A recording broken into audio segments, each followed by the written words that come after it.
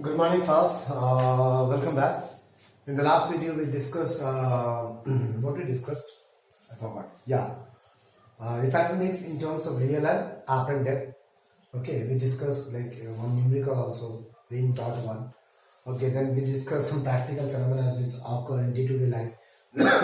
Excuse me, because of refraction. Okay.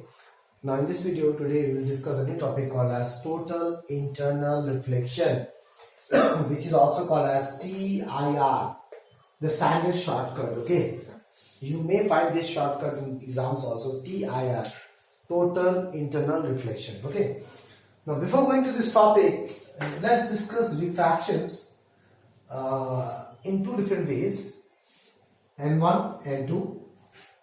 I'm saying N1 is N2 is greater than N1. That means this is denser medium and this is rarer medium. If a ray going from denser to rarer, what happens to that ray? So you have to draw normal at this point, at the point of interface. This is angle of incidence. This is the actual path of the ray, but it will bend away from the normal, right? Because it's going to the rarer medium. Angle of refraction will be always greater than the angle of incidence. Okay, so what is happening when the ray is going from denser to rarer? It is coming, the refracted ray is coming to the interface, coming close to the interface. Because it is bending towards the normal, it is coming close to the interface. So what I am trying to say is that अगर मैं angle of incidence को further बढ़ा दूँ, so it will further come close to the interface, right? But this never happens if the ray go from rarer to denser. If the ray go from rarer to denser, it will bend towards the normal, right?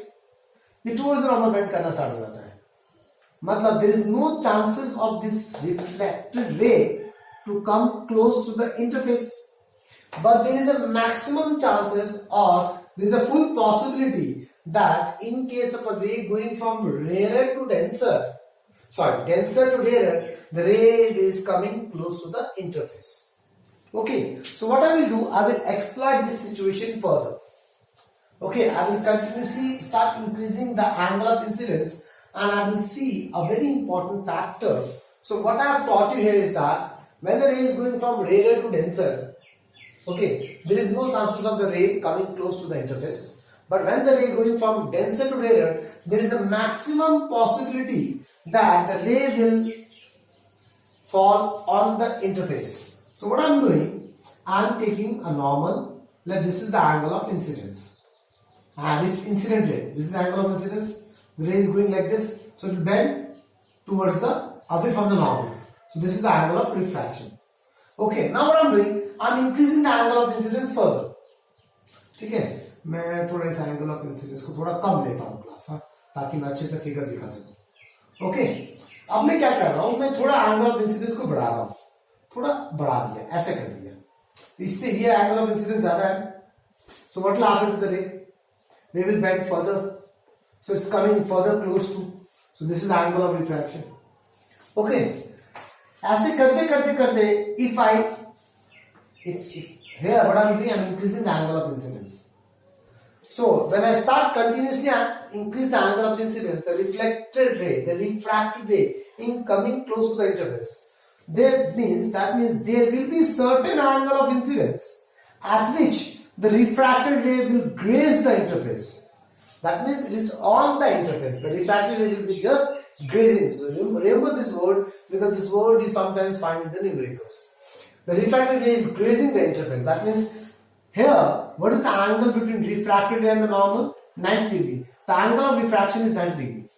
Okay. So what I observe here is that when the ray is going from denser to rarer, and if I continuously increase the angle of incidence, there is a particular angle of incidence for which the refracted ray is grazing the interface. That is, the refracted angle becomes 90 degree. Okay, that angle of incidence has a special name called as critical angle. Okay, now if I further increase the angle of incidence, so this angle of incidence is greater than the critical angle, then what will happen? The whole ray will not undergo any refraction, the whole ray will undergo reflection with angle of reflection is equals to angle of incidence. laws of reflection follow. Okay, this phenomenon is called as TIR, total internal reflection. Total reflection, पूरा light reflect हो गया, reflect back to the denser medium. So what is the definition of total reflection? When the ray is going from ray denser to rarer and it falls on the interface with an angle of incidence greater than the critical angle for a pair of media, मतलब दो medium, medium 1, medium 2, then okay, the whole ray reflect back in the denser medium. This phenomenon is called as total internal reflection. Okay, now what is critical angle? Critical angle is that angle of incidence in denser medium for which the angle of refraction in rarer medium is 90 degree. So I hope you understand what is TIR class.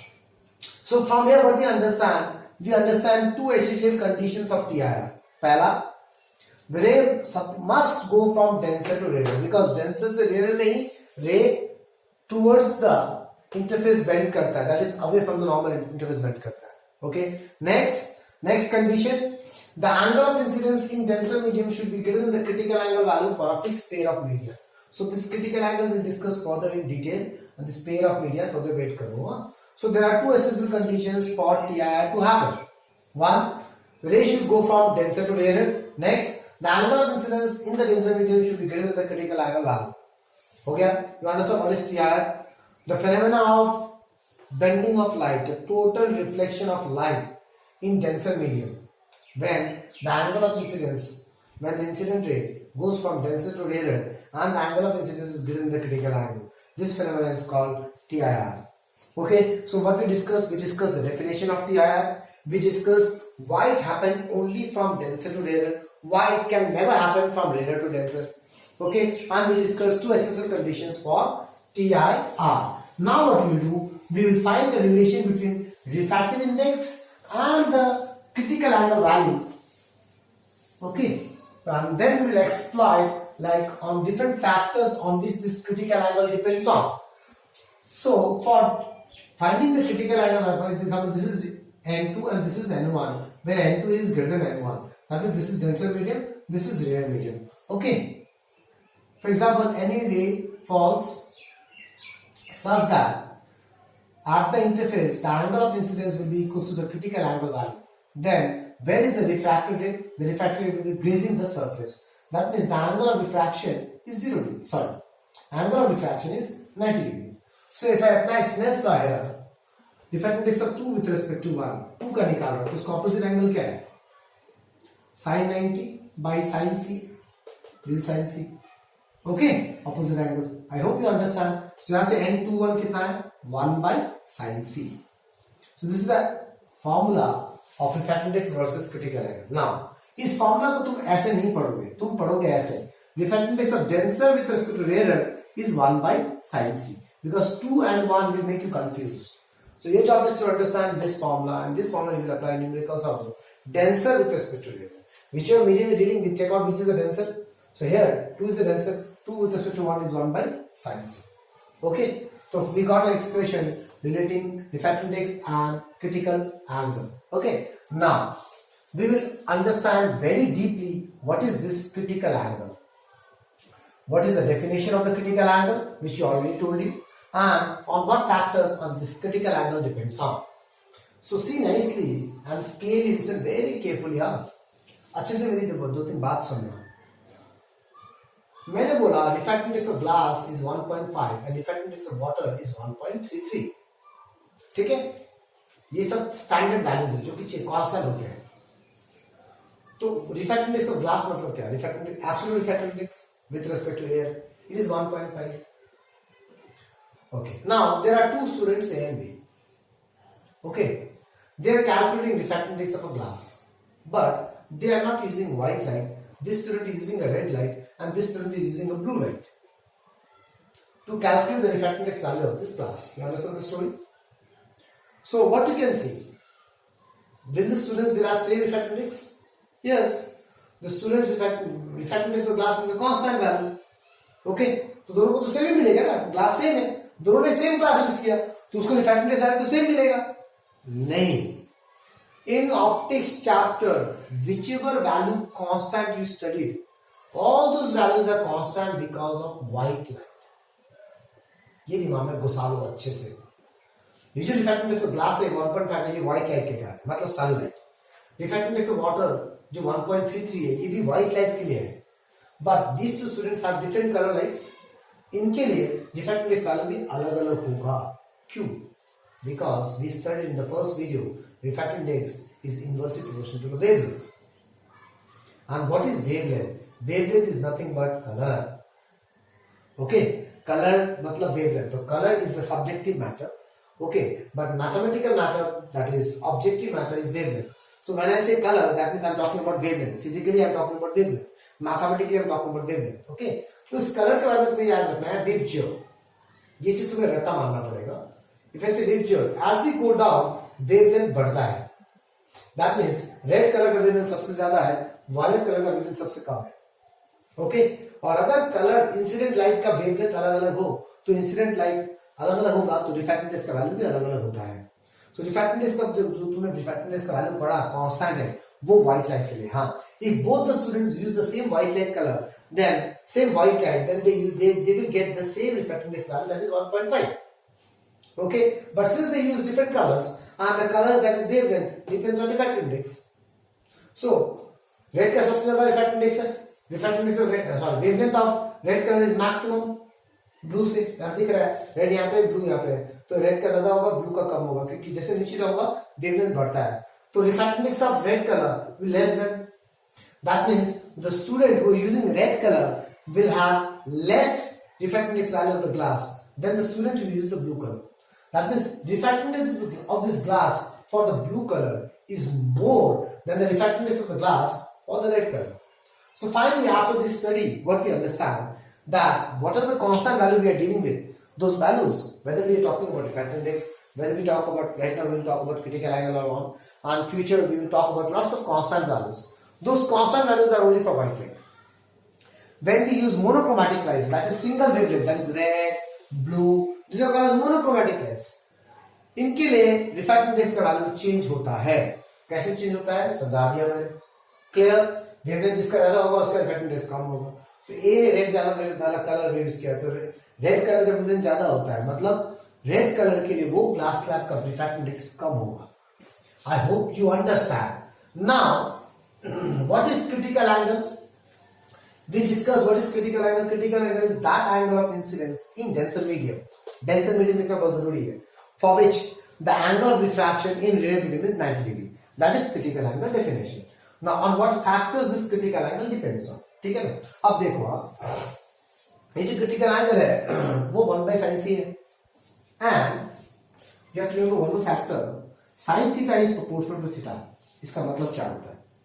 इसका मतलब समझो. If is theta and sine theta, theta का 0 डालो, 30 डालो, 45 डालो, 60 डालो, 90 डालो. 0 में 0 होता है, 30 में 1/2, इसमें 1/√2, इसमें √3/2, इसमें 1.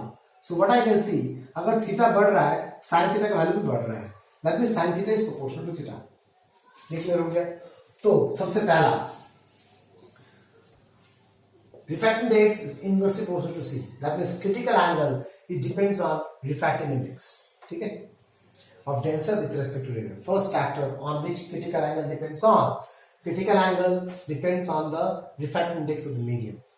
Next, critical angle is fixed for a fixed pair of media. एक pair of media के लिए fix होता है वो. Now if I say, मतलब उसका pair of media के लिए fix होता है, मतलब क्या? Refractive index fix होता है. What is the meaning of pair of media? For example, मैं बोलूं air plus water. तो water is a denser medium, air is a radial medium. In air और वाटर के लिए जब मैं व्हाइट लाइट पास करूंगा तो जो क्रिटिकल एंगल का वैल्यू होगा वो कांस्टेंट होगा, ये चेंज नहीं होगा. हाँ, अगर व्हाइट लाइट की जगह दूसरा कोई लाइट डाला तब कुछ अलग आएगा आंसर. व्हाइट लाइट के लिए क्रिटिकल एंगल वैल्यू फिक्स होगा. हाँ, out of this air water अगर मैं किसी भी एक वैल्यू को चेंज कर दूं, फॉर एग्जांपल मैं बोलूं एयर प्लस ग्लास, तब क्रिटिकल एंगल का वैल्यू चेंज होगा. Okay, that is critical angle depends on the fixed pair of media, or critical angle depends on the refractive index of denser with respect to air. अगर मैं air और water बोलूं तो water with respect to air होगा. Air and glass बोलूं तो glass with respect to air होगा. I hope you understand first and second points which are written in the book. Okay, so critical angle is fixed for a fixed pair of media. If in a pair of media any one medium is changing, the critical angle value will also change. Critical angle depends on the refractive index of denser with respect to layer. Next, we know refractive index is inversely proportional to wavelength, and refractive index is inversely proportional to critical angle. That means critical angle is proportional to wavelength. ये तो पता है मेरे को, ये तो मैंने पढ़ लिया है और ये मुझे यहाँ दिख रहा है, तो इन दोनों में इन्वर्सली है. That means C is proportional to wavelength. इसका मतलब अगर मैं रेड कलर लाइट यूज करूं अब ब्लू कलर से, तो रेड कलर का वेवलेंथ बड़ा होता है, मतलब critical angle for red colour is more than critical angle for blue colour. तो क्रिटिकल एंगल का वैल्यू ये जो फिक्स है, मैंने बोला ये फिक्स है व्हाइट लाइट के लिए. एयर और वाटर मैंने फिक्स कर दिया. I have taken a pair, मैंने यहाँ पे पानी लिया और मैंने यहाँ पे एयर लिया. ठीक है, मैंने व्हाइट लाइट पास करा है, मैंने क्रिटिकल एंगल का वैल्यू फिक्स कर दिया. अब दो स्टूडेंट ने क्वेश्चन सॉल्व किया हुआ, देखो, two student A and B. Okay, they are using two different colour light, one is red and there is blue color light, and they are trying to calculate the critical angle value for this pair of media. So हम इससे क्या करेंगे, हमको ये भूल जाते हैं. हमको लगता है कि पेयर ऑफ मीडिया तो फिक्स है, मतलब क्रिटिकल एंगल वैल्यू सेम होगा चाहे मैं कोई भी कलर का लाइट यूज करूं. नहीं, वो सेम होगा सिर्फ व्हाइट लाइट के लिए. सिर्फ डिफरेंट कलर लाइट यूज किया बच्चे ने, तो उसका क्रिटिकल एंगल वैल्यू भी अलग अलग आएगा. क्लियर. अब तीसरा point which is very interesting, which is again indirectly depending on refractive index. See, हाँ, एक्सप्रेशन में सिर्फ दिख रहा है कि क्रिटिकल एंगल डिपेंड करता है रिफ्रैक्टिव इंडेक्स पे, बट हमको पता है कि रिफ्रैक्टिव इंडेक्स वेवलेंथ पे डिपेंड करता है एंड रिफ्रैक्टिव इंडेक्स टेम्परेचर पे भी डिपेंड करता है. क्लास, हाँ, कैसे? Refractive index is inversely proportional to temperature. Okay, and refractive index is inversely proportional to critical angle. That means critical angle is proportional to temperature. मतलब critical angle temperature पे भी depend करता है. Okay, so what I am trying to say is that तुम्हें सिर्फ एक factor याद रखना है कि critical angle depends on refractive index. अब रिफ्रैक्टिव इंडेक्स किस पे डिपेंड करता है? उन्हीं फैक्टर्स पे क्रिटिकल एंगल पे डिपेंड करेगा. रिफ्रैक्टिव इंडेक्स वेवलेंथ पे डिपेंड करता है, तो क्रिटिकल एंगल पे डिपेंड करेगा. कैसे डिपेंड करेगा, we are calculating here. Okay, refractive index temperature पे डिपेंड करता है, सो क्रिटिकल एंगल पे टेम्परेचर पे डिपेंड करेगा. अब ये चीज कैसे पता चलेगा? How we understand that the refractive index is inversely proportional to temperature. Temperature अगर मैं बढ़ाऊंगा ना तो रिफ्रैक्टिव इंडेक्स घट जाता है. ठीक है ना. इसका एक्सप्लेनेशन कैसे पढ़ेंगे? एक बेसिक कॉन्सेप्ट मैंने लिखा है नोट्स में, जिससे तुम्हें सारा जिंदगी याद रहेगा. मान लो वाटर लिया मैंने, ठीक है ना. वाटर को ना हीट दे रहा हूं, हीट गर्म कर रहा हूं, मतलब मैं टेम्परेचर को बढ़ा रहा हूं. जो वाटर को मैं जो गर्म करूंगा तो बनेगा क्या? वेपर बनेगा ना.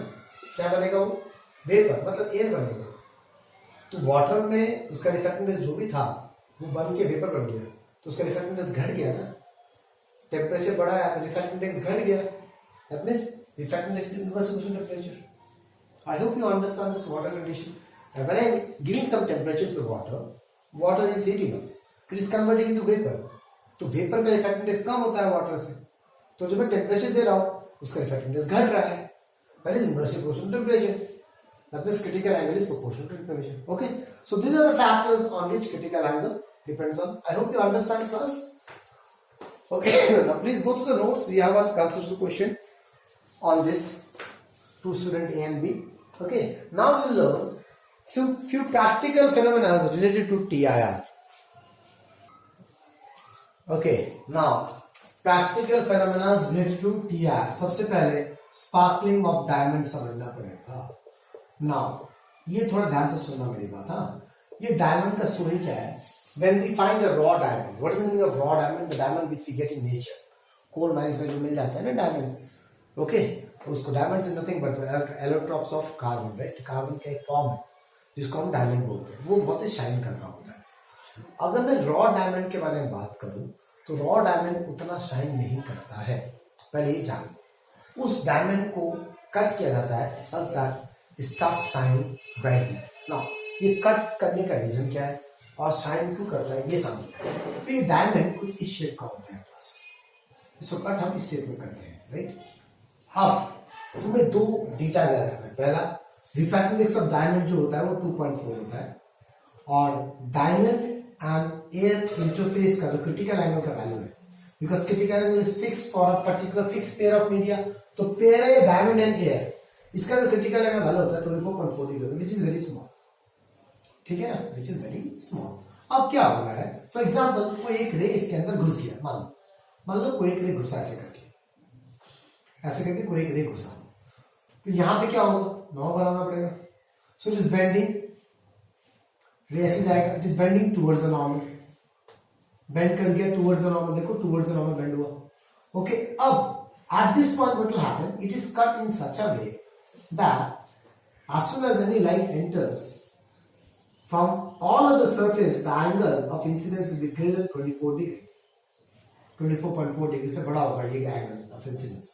So it is cut in such a way that at any phase the angle of incidence is greater than 24 degree. Since the angle of incidence now see the ray is going from denser to rarer, रे यहां से आप तो rare to denser घुस रहा है, no problem, but यहाँ पे तो डेंसर टू रेयर जा रहा है ना, सो चांसेस ऑफ टीआर होने का चांसेस आ गया, क्योंकि फर्स्ट कंडीशन तो सेटिस्फाई हो गया, डेंसर से रेयर जा रहा है, and the critical angle of incidence is also greater than the critical angle, so what will happen, it will undergo TR. Again here also you make a normal, again here also light is undergoing denser to rare, again there is a chance of TR, so this angle will be again greater than 24 degree, 24.4 degree, so again there is a TR. In this way cut से TR होता है और बहुत ही कम light निकलता है, so this insert diamond part is full of light, that's why it started sparkling होता है, clear? Okay, next shining of air bubble. Air bubble कैसे शाइन करता है, शाइनिंग ऑफ एयर बबल। तो सबसे पहले मुझे ये बताओ एयर बबल मिलता कहां पे। If you are doing a live session ना, now instead of this, if you are doing a live session or if you do a normal class, इसमें 5 मिनट चला जाएगा ना। एयर बबल कहाँ मिलता है, थोड़ा सोचो, पॉज कर दो वीडियो, थोड़ा सोचो एयर बबल मिलता कहाँ पे। एयर बबल क्या होता है, एक बबल जिसके अंदर एयर हो? नहीं, सब बोलेगा balloon, balloon is air bubble, no. Air bubble always liquids के अंदर मिलता है, वो पानी हो गया, वो सोडा हो गया, ओके, पेप्सी का बॉटल हो गया। तो एयर बबल जो होता है वो लिक्विड्स के अंदर मिलता है। हमें वो एयर बबल सिल्वर कलर का दिखता है, वो सिल्वर नहीं है, वो शाइन कर रहा होता है। कैसे, that you need to understand. तो मुझे पता चल गया कि एयर बबल पानी के अंदर मिलता है, ये रहा पानी के अंदर एयर बबल, ठीक है, ये पानी है बाहर। अब मेरी बात सुनना, कोई भी लाइट एंटर किया, ऐसे करके एंटर किया, ठीक है, कोई भी लाइट पानी के अंदर एंटर किया तो वो एयर बबल के अंदर एंटर करने का कोशिश करेगा, okay. So light is going from water to air, मतलब डेंसर से रेयर जा रहा है, ये दिमाग में घुसा लो। सो चांसेस ऑफ टीआर हो रहा है, तो इसमें क्या होता है, ये लाइट्स टोटल इंटरनल रिफ्लेक्शन होते हैं, तो ऐसे करके लाइट आ रहा है, ऐसे करके रिफ्लेक्ट कर जाएगा, टीआर होता है। Because of this air bubble shines and it looks silver in colour. It should not be silver in color, it is transparent, but it looks silver because of the TIR happening at the interface of the water and air. Clear? So this is the air bubble, inside it this is air, outside is water. So any ray which is passing through water try to enter the air bubble undergoes TIR. Because of that the air bubble shines. Okay?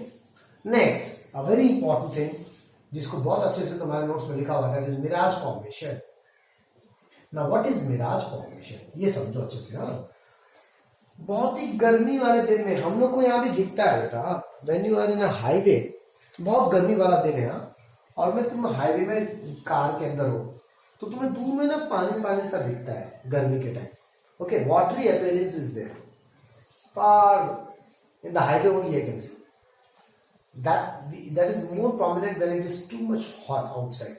गर्मी वाले दिन में maybe 40 degree, बहुत गर्मी में हमारे सिलीगुड़ी में हमें दिखेगा, ओके। तो ये वाला केस को हम मिराज बोलते हैं, जो वाटरी अपीयरेंस होता है ना, एक very hot sunny day, that is called mirage formation. तो वो जो वाटरी अपीयरेंस दिख रहा है आपको, it's not actually water, it is the images of the object in front of that part, okay. तुम्हें जहां दिख रहा है उसके आगे जो ऑब्जेक्ट्स है ना, उनकी इमेजेस दिख रहे हैं आपको, वो वाटर नहीं है, वो इमेजेस शाइन कर रहा है, that we feel it as watery appearance. That image formation is called mirage formation. Now, अब तुम्हें दो चीज ध्यान रखना पड़ेगा, ये तभी दिखेगा जब बहुत हॉट सनी डे हो, ओके। तो ये हॉट सनी डे होने का रीजन क्या है? मैंने पहले पढ़ाया था when we have a earth which is too much hot, its atmosphere reverses.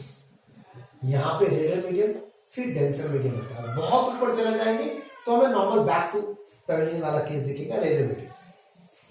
But अगर नॉर्मल डे का बात करूं तो ये डेंसर है. the air is just above the surface of the earth is a denser medium. But if it's a hot sunny day, the air just above the surface of the earth is rarer, because it becomes hot and it becomes light, so it becomes rarer, right? So this is one of the reason, okay, why mirage formation always occurs in a hot sunny day. So what is happening? Let's see. Let's have a recap. मान लो एक बहुत hot sunny day है, ठीक है, hot sunny day है, और यहाँ पे पेड़, ये एक पेड़, ठीक है, ओके, और यहाँ पे एक बंदा भी खड़ा है. इस पेड़ से चारों तरफ से लाइट निकलेंगे ना, तब तो जाके इस बंदे को लाइट दिखेगा, right? This is object and this is observer. So light from tree to the eyes of the man. The light should travel from tree to the eyes of the man. Then only the man can see the tree. Right, class? Okay.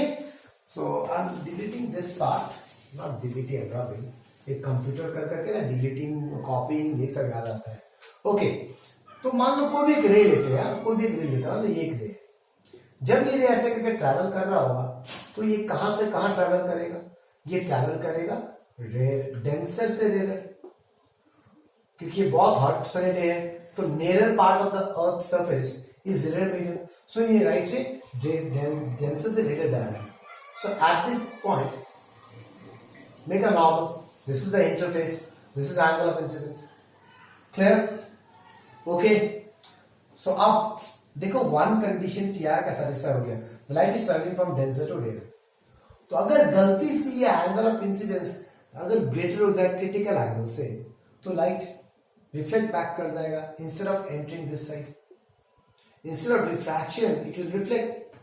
Okay, तो मान लो यहां पे वो reflect नहीं किया, वो refract किया, यहां चला गया, तो अब तो इस आदमी को ये ट्री नहीं दिखेगा. अब मैं क्या कर रहा हूं, आदमी को बहुत दूर भेज दिया, ठीक है ना, या ट्री बहुत दूर चला गया. मान लो ये है ट्री, एक ही बात है, डिस्टेंस बढ़ गया, ट्री का साइज नहीं बढ़ा बेटा, डिस्टेंस बढ़ गया. Okay, try to understand the figure very nicely. अब जो रे जाएगा, मान लो ऐसे करके रे जा रहा है आपके पास. अब जो एंगल ऑफ इंसिडेंस से बढ़ गया ना बेटा, एंगल ऑफ इंसिडेंस बड़ा हो गया ना इससे. सो अगर एंगल ऑफ इंसिडेंस बढ़ गया, मतलब there is a maximum possibility that that angle of incidence is greater than the critical angle. So what will happen? आदमी की आंखों में ये वाला रे पहुंचेगा, ये वाला नहीं पहुंचेगा, ये वाला पहुंचेगा, तो उसको ये ट्री नीचे दिखेगा. So that image is called TIR. Now see, here I have taught you two things, but both the things are not in the notes, so you need to understand very nicely. पहला, okay, हम जब real life में बात करते हैं, when we travel in hot sunny day in the highway, okay, we start observing the watery appearance. As we come close to that area, that watery appearance gone. Why? That I have taught you. Okay, when we are very far, this angle of incidence has a maximum possibility of greater than the critical angle, because angle of incidence is more. So TR is happening. But when we come close to that area, okay, the angle of incidence decreases. So less chances greater than critical angle नहीं होगा, critical angle से बड़ा नहीं होगा, वो greater than critical angle नहीं होगा. Clear? तब TR गायब हो जाता है, total reflection नहीं हो रहा है, सिर्फ refraction हो रहा है, इसलिए मुझे water appearance गायब हो जाता है. Clear? So what we understand here, how a mirage formation is happening and why it happens only in hot sunny day. अगर ये अर्थ के नजदीक वाला मीडियम रेयर नहीं होता तो क्या तुम्हें ये सब दिखता? अगर ये रेयर मीडियम नहीं होता तो क्या ये टीआर होता? क्या लाइट डेंसर से रेयर जाता? तब लाइट रेयर से डेंसर जाता ना. तो हॉट सनी डे में ही ये रेयर डेंसर से रेयर जा रहा है. That's why this happens only in hot sunny day. No other factors. Okay, class, understood? Okay, let's go to the next application. Now see, the next application of TIR is total reflecting prism. Okay, now what is this total reflecting prism? It's a prism where the angle is 45 degree, 45 degree and 90 degree. Okay, now I hope you understand what is a prism. Prism पता है कैसा होता है? ऐसा होता नहीं है prism. Okay, this is the prism condition. ये इधर लगेगा, ये इधर लगेगा और ये इधर लगेगा. Prism look like this. This is called triangular prism. These angles I am talking about. Okay, 45, 45 and 90 होगा ये. These are three angles I am talking about. Now, these total reflecting prism are those prisms where we exploit the phenomena of TIR for practical applications. Okay, they use in binoculars, they use in periscope. Okay, where we apply different TIR concepts and we exploit these prisms. Okay, what we need to understand in this topic is that we have three uses of this prism. The uses you have to remember, and these three uses how we receive it. Ray diagram you have to remember, and see when you receive the hard copy of the notes, there is once before the figure I've left some space for students use. Okay, there you can explain how we are making the ray diagram. Okay, so this total reflecting prism can be understood in three different ways. First, deviation by 90 degree. We can use this prism to deviate the image by 90 degree or to deviate the rays by 90 degree. Next, deviation by 180 degree. Deviation by 180 degree. Okay, and the third one is converting inverted image to erect image. मैं inverted image को erect image बना सकता हूं using total reflecting prism. Okay. अब तुम्हें क्या समझना है? तुम डायरेक्टली अगर रे डायग्राम देखोगे तुम कंफ्यूज हो जाओगे सर, बिकॉज मैं वही रे डायग्राम अलग तरीके से बनाऊंगा. See, this is a prism I am taking which is 90 degree, 45 degree and 45 degree. ठीक है ना? अब बुक्स में ऐसा नहीं है, नोट्स में ऐसा है प्रिज्म 45, 45, 90. मैंने इसको अलग बना दिया. ओके, बुक्स में क्या है? यहां पे एक इमेज है, यहां से ले जा रहा है और ये ऐसे करके बेंड हो जा रहा है, यहां से ले ऐसे करके बेंड हो जा रहा है. तो ऐसे तुम रट्टा मारोगे तो कंफ्यूज होगे. ठीक है ना? तुम्हें क्या समझना है? तुम्हें which how the ray will fall in this prism such that it deviates by 90 degree, ये समझना है. तो वो तुम नोट्स में नहीं लिखा होगा most probably, I don't remember, so that you have to write. तो यहां पे हम क्या करेंगे? वी विल सेंड अ रे. Ray will be perpendicular to base or perpendicular. Okay, ये है 90 degree. This is hypotenuse, this is base और दिस इज perpendicular, और दिस इज base और दिस इज perpendicular. तो रे तुम्हें इससे perpendicular भेजना पड़ेगा, मतलब रे तुम्हें ऐसे भेजना पड़ेगा. ठीक है? यहां भी वैसे था, देखो रे ऐसे था ना, perpendicular to the perpendicular. Okay, और इमेज ऑब्जेक्ट यहां था तो ऑब्जेक्ट को यहां दिखा दो ऐसे. अब हम बनाएंगे, देखेंगे कैसे, how it's deviate by 90 degree, that we need to understand. Okay, so अब मैं जो बात यहां पे बोलूंगा वो चीज तुम्हें लिखना है वहां पे स्टूडेंट्स यूज के लिए. फॉर स्टूडेंट्स यूज मैंने कुछ ब्लैंक स्पेस छोड़ा है, वहां पे लिखोगे. अब देखो, very basic concept I will use. Before that you need to understand the prism का क्रिटिकल एंगल वैल्यू होता है 42 डिग्री अप्रॉक्सिमेटली. क्रिटिकल एंगल का वैल्यू होता है. Okay, at this point the ray is going from rarer to denser medium and it is falling perpendicularly. So at this point we have to draw a normal. What is the angle of incidence? 0.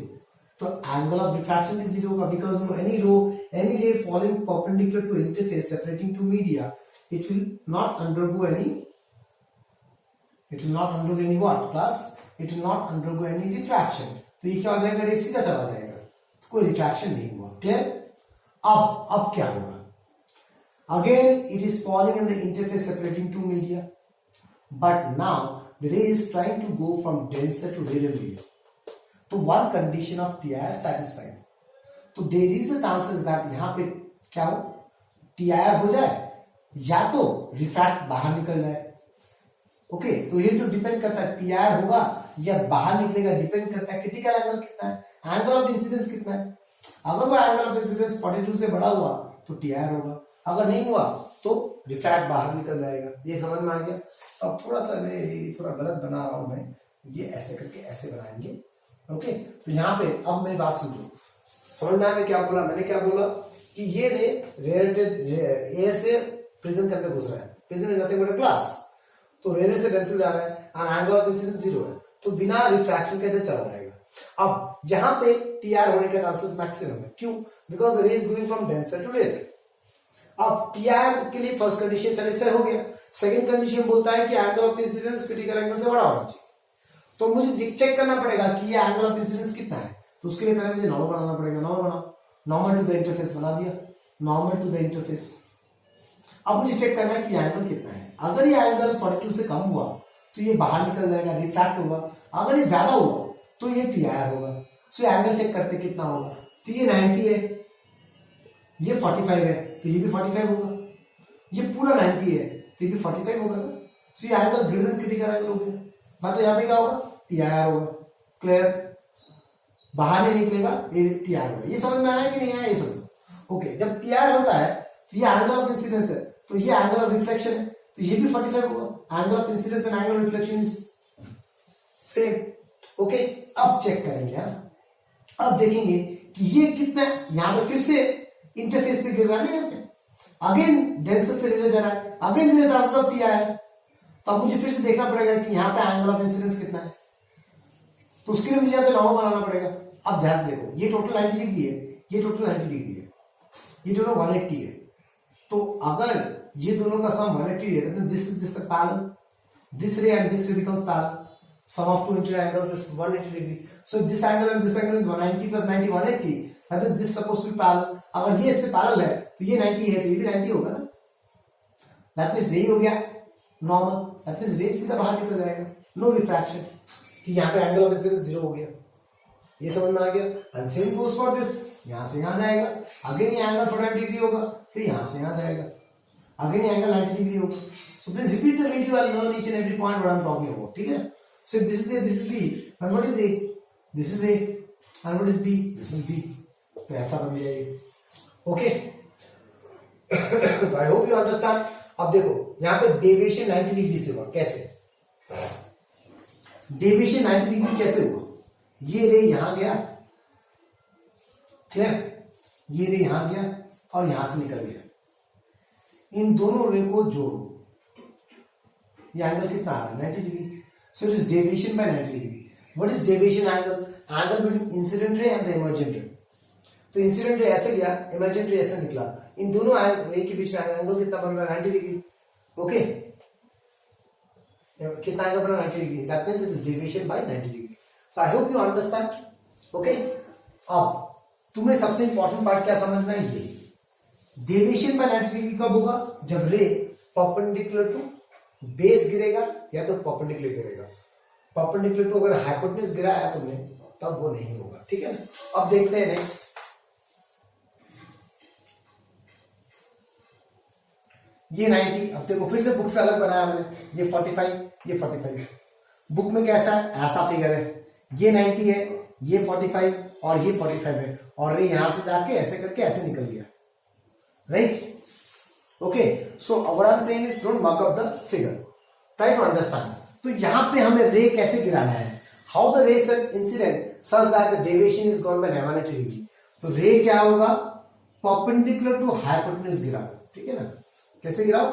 रे will be perpendicular to hypotenuse. तो which is on hypotenuse? This is on hypotenuse. 90 degree opposite. तो रे ऐसे गिरेगा, ऐसे गिराओ रे को। Clear? Perpendicular to hypotenuse. That means ये है तुम्हारा ऑब्जेक्ट ए बी। अब स्टार्ट करते हैं। ये परपेंडिकुलर गिर रहा है, एंगल ऑफ इंसिडेंस 0, तो angle of reflection is also 0, तो ये सीधा चला जाएगा, चला गया सीधा। Clear? There is no refraction at this point. Again there is a chances of TR. क्यों? Ray going from denser to rare, TR होने का चांसेस है। तो मुझे चेक करना पड़ेगा कि यहाँ पे angle of incidence critical angle से ज्यादा है कि कम है। तो एंगल ऑफ इंसिडेंस चेक करने के लिए पहले मुझे नॉर्मल बनाना पड़ेगा। नॉर्मल बनाओ तो अब मुझे चेक करना है एंगल कितना है। तो ये 45 है, ये 90 है, तो ये 45, तो ये भी 45 एंगल होगा, ग्रेटर देन क्रिटिकल एंगल। तो यहाँ पे टी आर होगा, तो टी आर भी कैसे होगा class? Angle of reflection is also 45। Okay, अब ये total is 90, this is 90, that means this and this will parallel. ये समझ में आ गया, ये और ये पैरेलल होगा। तो अगेन यहां पे क्या होगा, फिर से टीआर होने का चांसेस है। कैसे कैसे हो जाएगा टीआर, क्योंकि ये डेंसेस से रिलेटेड आ रहा है। So again we have to check the angle of incidence, यहां से फिर से नॉर्मल होगा, ये एंगल चेक करना पड़ेगा। ये 45 है, ये भी 45 होगा, 90 है टोटल, ये 90 है, ये 45 है, ये भी 45। क्लियर, तो ये फिर से टीआर होगा यहाँ पे। अंडरस्टैंड, ये एंगल कितने से रिफ्लेक्ट करेगा, 45 से। अब ये 90 और ये 90, that means this and this ray again parallel. If this and this ray are parallel, this is 90 and this is also 90, तो यहाँ पे एंगल ऑफ इंसिडेंस भी 90 जीरो होगा, that means it will return back like this. Similarly ये इधर इधर जाएगा, ठीक है ना, ये इधर से इधर जाएगा, फिर ये इधर से इधर जाएगा, तो ये हो गया A B, it has B dash. So each and every point you need to understand. अब how it is deviation by 180 degree, see how it is deviation by 180 degree. Ray ऐसे जा रहा है और ऐसे निकल रहा है, देयर एंटी पैरेलल, घुस रहा है ऐसे निकल रहा है, इधर से घुस रहा है इधर से निकल रहा है, that is deviation by 180 degree. I hope you understand each and every point, class. Okay, next, converted inverted image into erect image. यहां पे जो रे है वो पैरेलल टू हाइपोटेन्यूज जाना चाहिए, जो रे है वो पैरेलल टू हाइपोटेन्यूज होना चाहिए। तो इसका फिगर में जैसे बुक में बनाया हुआ है वैसे ही बनाऊंगा क्लास, हम ज्यादा टेंशन नहीं लूंगा, क्योंकि यहाँ पे फिगर बनाने में थोड़ा प्रॉब्लम होगा। It's not similar to this, यहाँ पे हर एक पॉइंट का रीजन तुम्हें पता है, हर एक पॉइंट का रीजन पता है। यहाँ पे 45 है इसलिए टीआर हुआ, रिफ्लेक्टेड एंगल रिफ्लेक्शन एंगल से इक्वल है, दोनों का सम 90 है इसलिए पैरेलल हो गया। इतने सारे हर एक रीजन तुम्हें यहाँ पे नहीं समझेंगे, यहाँ पे तुम्हें every reason you will not able to get. Okay, कि ऐसा क्यों हुआ, ऐसा क्यों हुआ। ओके, तो हमें यहाँ पे क्या करना है, रे पैरेलल भेजना है। For example this is the object A B, ray parallel to hypotenuse भेजना है, ठीक है ना। तो पैरेलल टू हाइपोटेन्यूज भेज दिया मैंने, दे अंडरस्टैंड क्लास। अब यहाँ पे क्या बनाना पड़ेगा, नॉर्मल। पहले क्या हो रहा था, ray fall perpendicular to the surface था, यहाँ पे रिफ्रैक्शन हो ही नहीं रहा था, यहाँ पे रिफ्रैक्शन नहीं हो रहा था, अब तो रिफ्रैक्शन होगा ना बेटा। So what is happening, let this angle is any angle of incidence, so ray is supposed to go like this, it will bend towards the normal, right? ये क्या होगा, towards the normal bend करेगा। I hope you understand. Okay, यहाँ था ray normal ये रहा, so it is bending towards the normal, done। अब यहाँ पे TR होने के chances because it is going from denser to rarer, okay, denser से rarer जा रहा है, तो अब मुझे चेक करना पड़ेगा कि ये angle of incidence critical angle से बड़ा होगा कि नहीं होगा। तो till now we have easily check, we have calculated the value 45 आ रहा है। यहाँ पे वैल्यू कैलकुलेट नहीं कर पाओगे, यहाँ पे रफ कैलकुलेशन करना पड़ता है। तो वो rough calculation I am not saying showing here to waste some time, I am saying this angle is always greater than critical angle होगा। क्यों होगा, किस लिए होगा, देखो इधर ये 45 है, ये 45 है, ये 90 है, थोड़ा बहुत बता देता हूँ। ये 90 प्लस एक्स है, ये 90 प्लस है, तो ये 90 plus something plus this, total 180 होना चाहिए। घर में खुद से सॉल्व कर सकते हो, टोटल 180 होना चाहिए, ठीक है ना। तो वहां से निकाल लो ये वाला एंगल, और फिर ये एंगल के 90 माइनस ये होना चाहिए। वहां से तुम देखोगे कि ये एंगल 42 से बड़ा आएगा, मैक्सिमम चांसेस, ठीक है। तो वो मैं अगर ये एंगल 42 बड़ा है तो इधर टीआर होगा, प्लस होगा कि नहीं होगा, यस। ओके, अब तुम्हें एक रेफरेंस पॉइंट लेना है। रेफरेंस पॉइंट क्या है, यहां से ना एक डॉटेड लाइन खींचो, ठीक है। तो ये जो टीआर होगी ठीक यहां पे जाके मिक्स होगा, मीट करें, हाँ। ओके, ये तुम्हें कुछ चीजें याद रखनी है आपको, because everything in detail we can not teach you here. Okay, तो उतने एंगल से इंसिडेंट किया। अब यहाँ पे फिर से नॉर्मल बनाना पड़ेगा, फिर से नॉर्मल बनाओ, ऐसे नॉर्मल बनाओ। अब क्या होगा, the ray is supposed to go in this direction, so this dotted line is just a reference for you, हाँ, ये रेफरेंस है, क्योंकि यहां से जो रिफ्लेक्ट करेगा रे, वो रे कहां जाएगा, एग्जैक्टली इस लेवल में जाएगा। ओके, फिर यहां से नाउ बनाओ। अब ये एंगल क्या हो जाएगा, लेस देन क्रिटिकल एंगल होगा। ओके, तो अब ये टीआर नहीं होगा, what will happen, it is going like this. Okay, it is going like this, it will bend away from the normal, this is the normal, this is the normal, this is the ray, it is bending, this is the ray, and that is the normal, so bend away from the normal। तो वो कैसे चल जाएगा, ऐसे चल जाएगा। अगर इसका कैलकुलेशन हमारे पास नहीं है, ओके। तो मैंने यहाँ बताया, सिमिलरली यहां से मैं इधर भेजू, फिर ये इधर से इधर आएगा। ओके, अब इसका एक रेफरेंस पॉइंट है यहाँ पे, ये रिफ्लेक्ट करके यहां जाएगा, ऐसे चला जाएगा। अब देखो, हाँ ये ए था, ए जाके यहां चला गया, ए डैश, ये बी था, ये चला गया बी डैश। ओके, तो ये क्या हो गया, ए से बी जाएगा, तो इन्वर्टेड इमेज इरेक्ट इमेज बन गया। ओके, और ये इरेक्ट इमेज इन्वर्टेड इमेज बन गया। So for what I am trying to say is that class, here in this figure I cannot teach you each and every point. यहाँ पे calculation दिखाना पड़ता है. If you can do on your own, you do the calculation on your own, you will see that this angle is greater than 45 degree. Okay, but you can never calculate this angle. तो ये parallel होगा, कैसे पता चलेगा? Okay, so that now next thing that if you see the notes nicely, this is not written. रे कैसा गिनना चाहिए? This you will write it down, and there is some space for student use. They will explain कहाँ पे angle parallel हुआ, कहाँ पे नहीं हुआ, कहाँ पे क्या हुआ, वो सब चीज समझना पड़ेगा class. Okay, and in the notes you have seen that below every figure there is some use, which figure is used in periscope, which figure is used in binoculars, that you have to remember. Now we'll go to the last topic of the last subtopic of the TIR. The last application is optical fibers.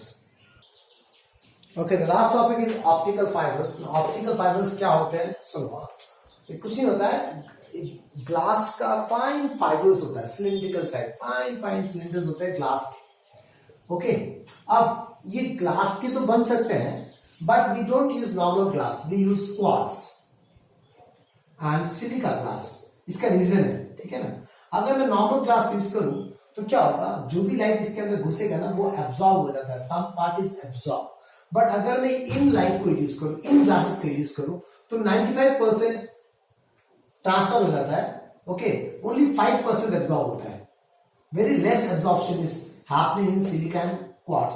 But if I use a normal glass, this is written at the end, okay, लिखा होगा, देखना आपको। And if I use quartz and silica glasses, what will happen ना, they will transfer 95% of the light.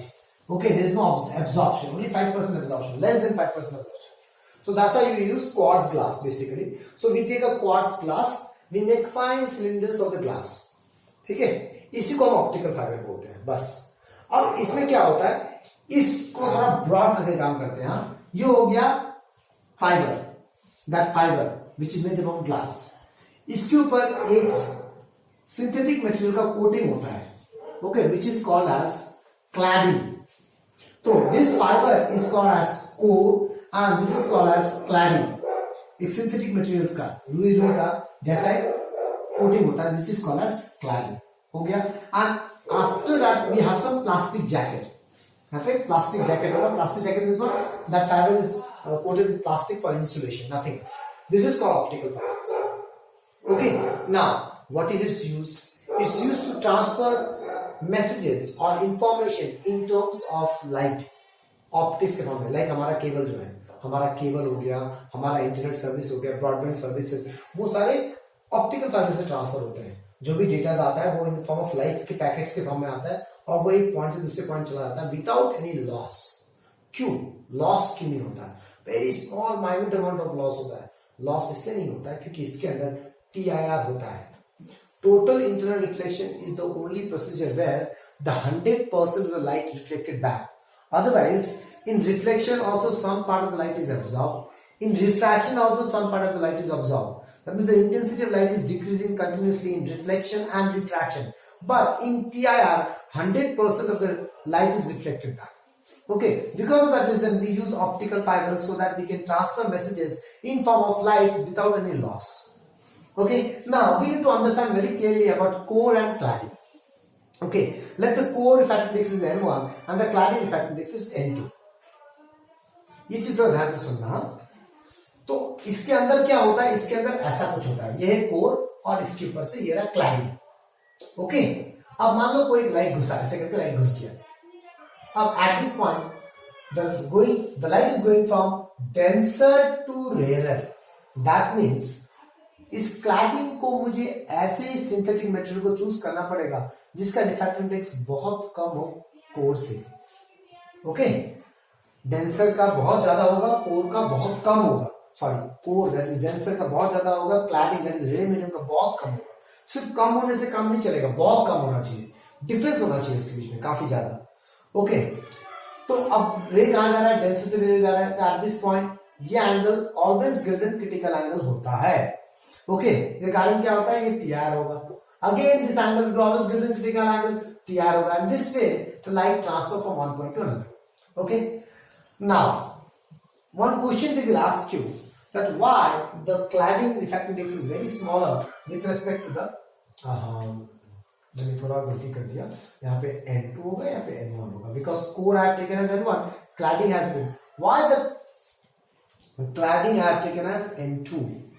No, मेरा माथा खराब हो गया बेटा, सब कुछ ठीक ही है। Why the cladding refractive index is very small with respect to core refractive index? क्यों? We know refractive index of denser with respect to ray is 1 by sin c, ये मुझे पता है, राइट? यहाँ पे डेंसर क्या है 1, कोर and cladding है 2, n12 will be equals to 1 by sin c, right? अब अगर n2 is less than n1, what is n12? n2 by n1 by n2, तो n1 by n2 is greater than 1, right? n1 by n2 is greater than 1, or we can say n2 by n1 equals to sin c। तो अगर मैं उल्टा कर दूं इसको, ऐसा हो जाएगा n2 by n1, okay, 1 by sin c। I hope you understand this class, okay, but पता नहीं यार मेरा गलत क्यों आ रहा है, समझ में नहीं आ रहा, कंफ्यूज हो गया। Okay, tensor equation 1 by sin c, n1 by sin c, okay, n1 by n2, so n1 by n2 is greater than 1, okay, n1 हाँ ठीक है, sorry, okay, से n1 by n2 के जगह में मैं 1 by sin c लिख सकता हूँ, क्लास लिख सकता हूँ 1 by sin c। अब sin c उधर चल गया तो क्या है, sin c is less than 1, मतलब c is less than 1, मतलब इसका फायदा क्या होगा, अगर मैं क्लैडिंग का रिफ्रैक्टिव इंडेक्स को बहुत कम लूं कोर से, तो मेरा क्रिटिकल एंगल का वैल्यू बहुत छोटा हो जाता है, जिसका फायदा क्या है, अगर क्रिटिकल एंगल का वैल्यू छोटा होगा तब any angle of incidence will be always greater than the critical angle, because critical angle itself is very small. So for any angle of incidence critical angle से बड़ा होगा तो टीआर होने का मैक्सिमम चांसेस है। That is the reason this point is very important class, why the cladding refractive index is very small with respect to the core refractive index, so that the critical angle value will be very small, okay। and उसके बाद तुम्हारे notes में कुछ theory है, उसको तुम्हें रट्टा मारना है, what is the application of optical fibers, कहाँ का यूज होता है, क्या यूज होता है, okay। and anything else, let me check the notes, anything else I forgot or something I didn't discuss with you। So I discussed about core working पढ़ा दिया, ये भी समझ में आ गया, okay, that's all class, that's all for this video, thank you very much।